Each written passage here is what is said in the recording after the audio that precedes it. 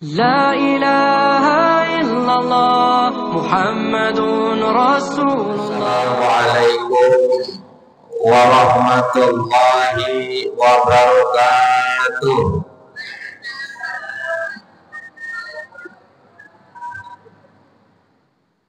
Bismillahirrahmanirrahim. Alhamdulillahilladzi syahrul ramadana syahrul mubarakah. Asyhadu an la ilaha illallah wa asyhadu anna Muhammadan abduhu wa rasuluh. Arsalahu bil huda wa dinil haq liyudhhirahu ala dini kulli wa kafa billahi shahida. Allahumma salli wa sallim wa barik ala sayyidina Muhammad wa ala alihi wa ashabihi ajma'in, amma ba'du. Ingkang kula hormati para sesepuh Masjid Darul Ihsan, para satid, para alim, para pengurus DKM Masjid Darul Ihsan Desa Jatimulia, yang semuanya semoga dimuliakan Allah Subhanahu wa taala.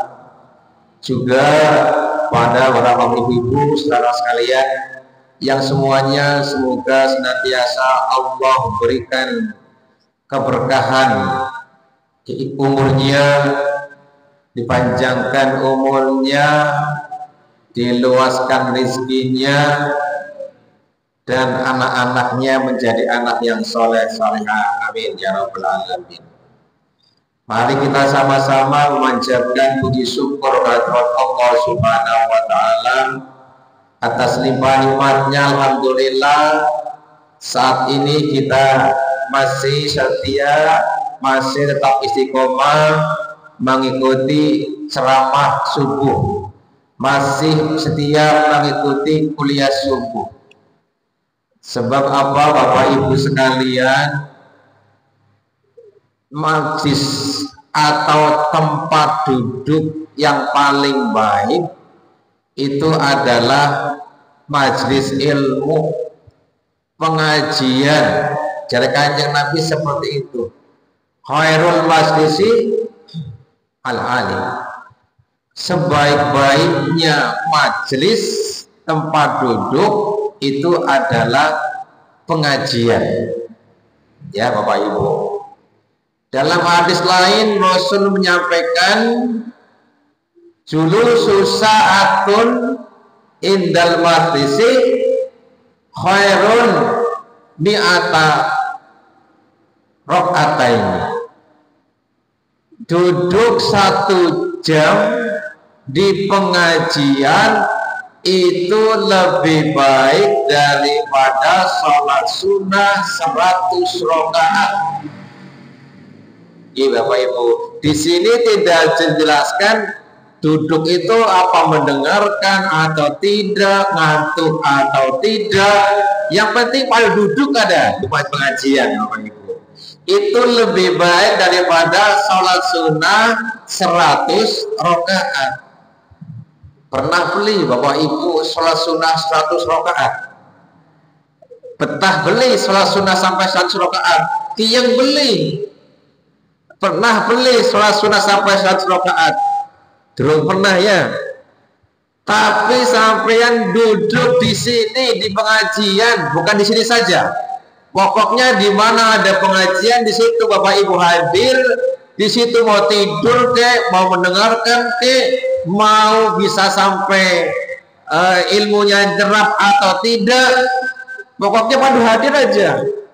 Itu sudah sama dengan sholat sunnah lebih baik gitu, lebih baik daripada sholat sunnah 100 rakaat. Jadi beruntunglah yang hadir. Bagian kau turut-turuan gitu. Ya, itulah fadilah orang ngaji. Dan Kanjeng Nabi pernah dawuh, nanti di akhirat ada orang yang rugi. Bapak Ibu lamun rugi ya ning akhirat. tidak seperti ruginya di dunia. Kalau ruginya di akhirat sudah tidak bisa diperbaiki lagi. Kalau ruginya di dunia masih bisa diupayakan supaya tidak rugi. Hari ini rugi, besok masih bisa diupayakan agar tidak rugi. Ini orang nanti di akhirat, kata Nabi, adalah orang yang rugi. Siapa orang yang rugi di akhirat itu? Orang yang rugi di akhirat adalah orang yang dimana di lingkungannya, di tempatnya ada pengajian, ada majlis taklim, tapi tidak mau hadir, tidak mau mengikutinya. Itulah orang yang nanti pada hari kiamat adalah orang yang rugi. Jadi sampean kan masih bertahan di balik di pengajian ke sholat subuh ini, maka berarti sampean menjadi orang yang untung nanti pada hari kiamat, bukan menjadi orang yang rugi. Sampean bisa beli balik karena memang sudah takdir Gusti Allah. Beruntung jadi sampean. Banyak orang yang bertetanggaan dengan masjid juga tidak mau hadir karena Allah belum mengetuknya. Bagian jamaah kecuali yang ada perlu, ya mungkin ada perlu. Itu sengaja hanya beli kian, berarti belum diketuk oleh Allah. Nah hadirin jamaah kuliah subuh rahimakumullah. Selanjutnya sholawat dan salam semoga senantiasa Allah limpahkan kepada baginda kita Nabi besar Muhammad Sallallahu Alaihi Wasallam beserta para keluarganya, sahabat-sahabatnya, termasuk kita semua. Semoga kelak kita semua akan mendapatkan syafaatnya. Amin ya rabbal alamin.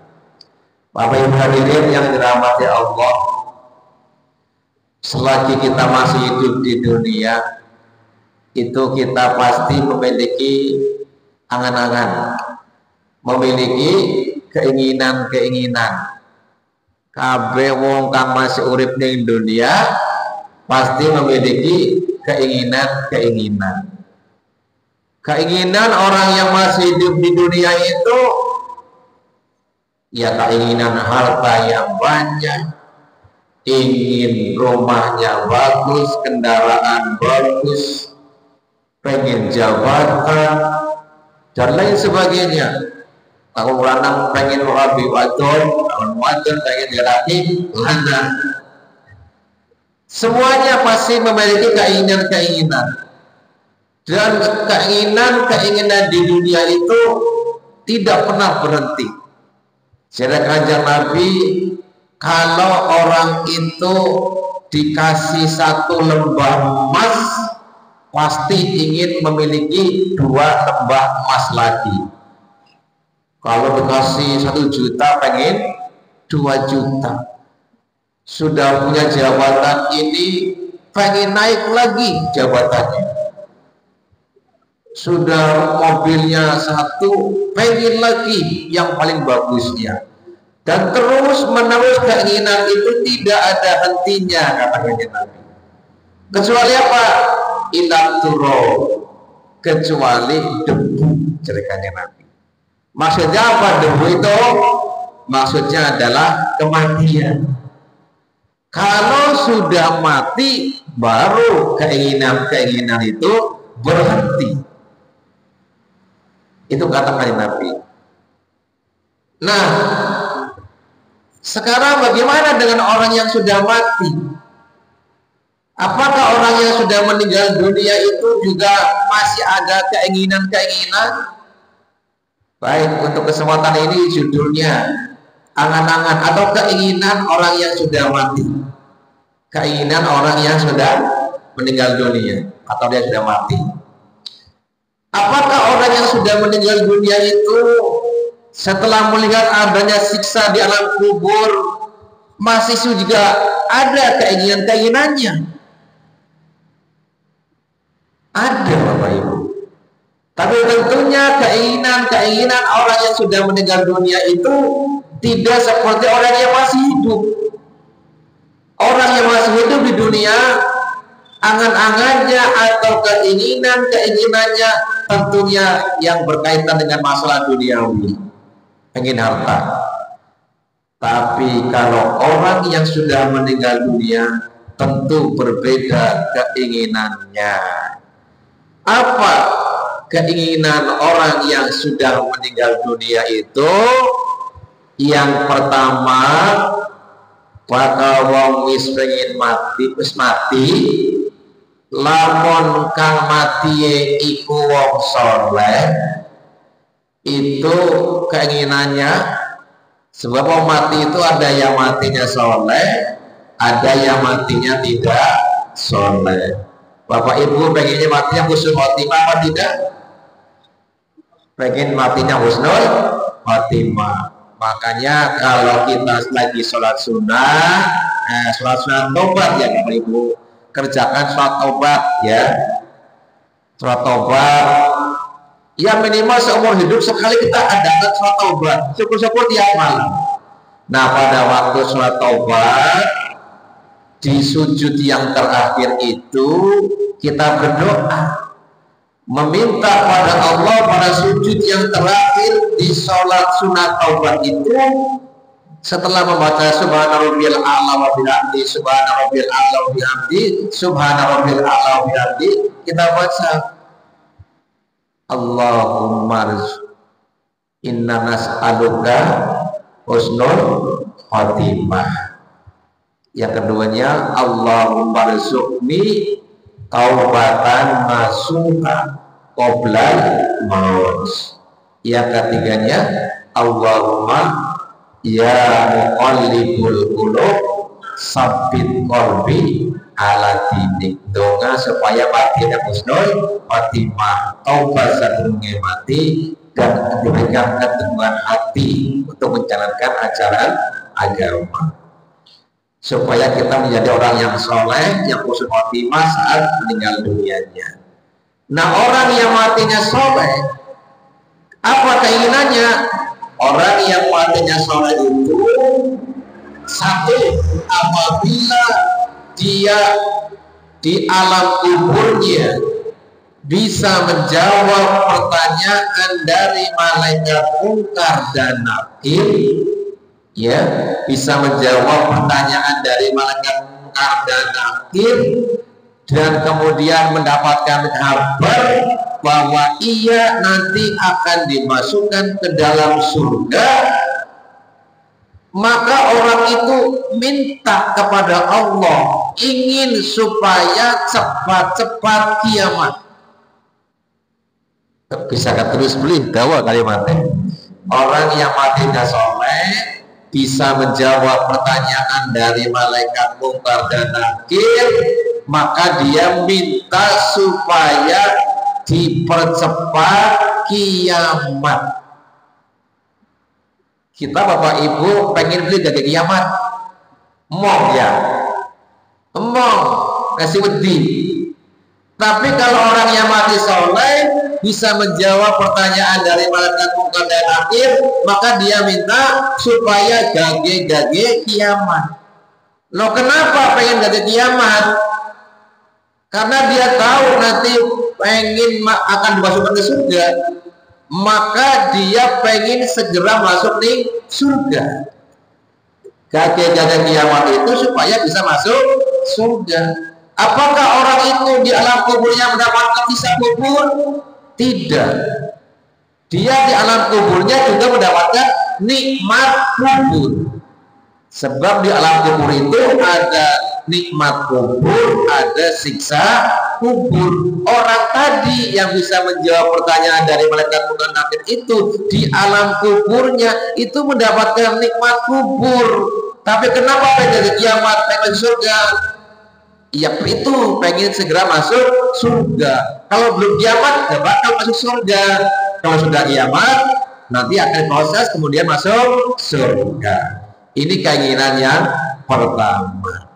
Ya, sebaliknya kalau orang yang matinya tidak soleh, ini masih nomor satu ya. Orang yang matinya tidak soleh,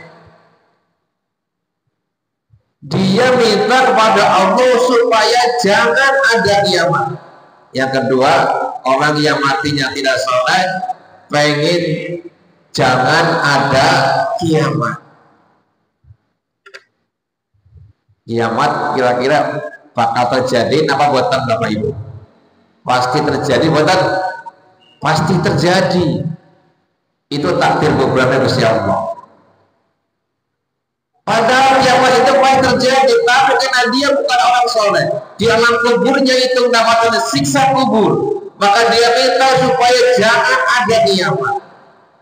Loh kenapa pengen ada jangan ada kiamat? Karena orang itu di kuburnya sudah mendapatkan siksa dan dia jelas nanti di akhiratnya akan mendapat neraka, maka dia sudahlah jangan ada kiamat lagi, saya cukup di alam kubur saja disiksanya, karena dia tahu siksa kubur lebih ringan daripada siksa neraka, maka dia minta sudahlah jangan ada kiamat. Ini yang pertama. Yang kedua, orang yang sudah meninggal dunia itu, ini sebenarnya yang pertama ya, yang tadi yang kedua ya, yang kedua dan ketiga. Yang pertamanya, orang yang meninggal dunia itu kalau dia orang soleh, maka kata Nabi dia pengen gak dikubur, ingin segera dikubur. Kata Nabi dalam sebuah hadisnya, idza kana rajulu anfa'u ala qawrasulu wa in kana saleh qala ya qaddimuni. Ketika orang itu lagi diusung, lagi digotong ning apa? Ning katil. Kalau mayitnya itu adalah orang yang soleh, maka si mayit itu ngomong qaddimuni. Apa artinya? Cepat-cepat gage diantar ning kubur. Wong kan matine soleh, pengen segera dikubur. Wa ikana khairu soleh, tapi andai kata yang matinya itu bukan orang yang soleh, qalat, maka dia ngomong, maka dia berkata, ya wailaha aina tadhabuni, celaka saya ini mau dibawa kemana? Itu ngomong begitu si mayit, nembel dikotong, sudah ketakutan, celaka saya ini, saya mau dibawa kemana? Itu yang matinya tidak soleh, tidak menjalankan ibadah, tidak menjalankan sholat, dikotongnya sudah ketakutan. Itu menjerit seperti itu. Yang soleh dengan yang tidak soleh itu ngomong. Coba kita berguru. Jadi kajian Nabi, andai kata manusia telinganya bisa mendengar jeritan mayit yang sedang dikotong itu, mereka akan pingsan. Lasau itu kata Nabi, kalau kita manusia diparingi telinganya bisa mendengar, maka bakal pingsan, bu. Omai itu digotong jadi ngomong kodimone, ayo gantian. Atau yang pada tidak soleh, ya wadah, saya mau di mana ini? Saya mau di mana? Takutnya pingsan dari Nabi. Makanya Gusti Allah menutup telinga kita untuk tidak mendengarkan itu. Kemudian orang yang meninggal dunia, anak-anaknya yang keempat. Yang keempat, apa yang ketiga? Yang ketiga, orang yang sudah meninggal dunia itu ada yang sudah dimasukkan ke dalam surga, tapi malah pengen balik maning ning alam dunia. Bapak Ibu kira-kira ning surga karo ning dunia enak endi? Enak ning surga, tapi anak wong wis dimasukaken ning surga malah pengen balik maning ning dunia. Apakah karena dia pengen rumah mewah di dunia, pengen harta banyak di dunia, pengen dapat jabatan. Tidak. Ini adalah orang yang mati syahid, orang yang berjuang fisabilillah, mati di dalam medan perang. Orang yang mati di medan perang, kemudian nanti di akhirat sudah dimasukkan ke surga, malah pengen balik lagi ke dunia. Karena apa? Karena pengen mati 10 kali, pengen mati 10 kali perang. Ya, karena apa? Dia merasakan ternyata enak sekali pahalanya orang yang mati syahid berperang di jalan Allah. Itu keinginan orang yang mati syahid, pengen mati 10 kali di medan perang, ingin kembali ke dunia supaya bisa perang dan mati 10 kali. Lalu yang berikutnya, angan-angan orang yang sudah meninggal dunia. Kalau dia itu orang yang matinya tidak soleh, tidak pernah menjalankan ibadah, puasa enggak, sholat enggak, apalagi baca Quran enggak kenal, orang itu tidak soleh, maka pada saat rohnya sudah dicabut oleh Allah, keinginannya apa? Minta kepada Allah supaya dihidupkan hanya sebentar saja. Ya Allah, tolong berikan aku kesempatan sebentar aja, gak usah 1 jam, gak usah setahun, sebentar saja ya Allah. Saya pengen sholat sunnah saja lah 2 rakaat pagi, bisa sholat sunnah 2 rakaat. Oh, padu pengen sholat sunnah 2 rakaat. Kenapa mereka begitu? Karena dia menyesal. Isun lagi urip tidak pernah sholat. Ya Allah, saya akan menghadapi bahaya ini di akhirat. Untuk itu ya Allah, tolong hidupkan saya ya Allah sebentar saja untuk sholat sunnah 2 rakaat.